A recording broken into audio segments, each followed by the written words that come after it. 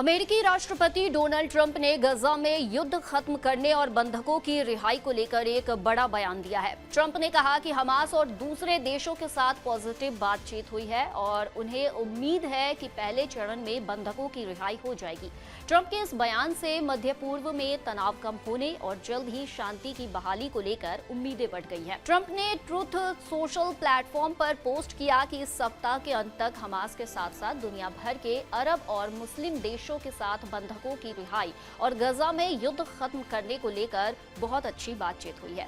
उन्होंने कहा कि इसका सबसे बड़ा मकसद मध्य पूर्व में लंबे समय से प्रतीक्षित शांति स्थापित करना है। ट्रंप ने पोस्ट किया कि मुझे बताया गया है कि पहला चरण इसी सप्ताह पूरा हो जाएगा और मैं सभी से तेज गति से आगे बढ़ने के लिए कह रहा हूं। ट्रंप की ये घोषणा उस वक्त आई है जब गजा में शांति बहाली को लेकर राजनयिक प्रयास तेज हो गए हैं। रविवार को हमास ने इजरायल के साथ बंधक कैदियों के आदान प्रदान को जल्द शुरू करने की बात कही थी, जिसके बाद दोनों पक्षों के वार्ताकार युद्ध को खत्म करने के लिए मिस्र में महत्वपूर्ण बातचीत के लिए रवाना हुए थे। मिस्र के शर्म अल शेख में हुई इस बातचीत को कई देशों के विदेश मंत्रियों ने एक वास्तविक अवसर बताया। वहीं इजरायली प्रधानमंत्री बेंजामिन नेतन्याहू ने भी उम्मीद जताई थी कि बंधकों को कुछ ही दिनों में रिहा किया जा सकता है। मिस्र में बातचीत से ठीक पहले अमेरिकी विदेश मंत्री मार्को रूबियो ने इजरायल से गजा पर बमबारी रोकने का आग्रह किया था। रूबियो ने कहा, आप हमलों के बीच में बंधकों को रिहा नहीं कर सकते, इसलिए हमलों को रोकना होगा। हालांकि इसके बावजूद इजरायल ने गजा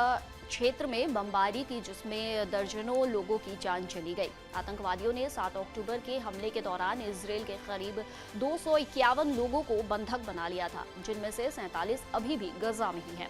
इजरायली सेना के मुताबिक इन 47 में से 25 बंधक मारे जा चुके हैं। बंधकों की रिहाई के बदले में इजरायल को उम्र कैद की सजा पाए 250 फिलिस्तीनी कैदियों और युद्ध के दौरान गिरफ्तार किए गए गजा पट्टी के 1700 से अधिक बंदियों को रिहा करना है।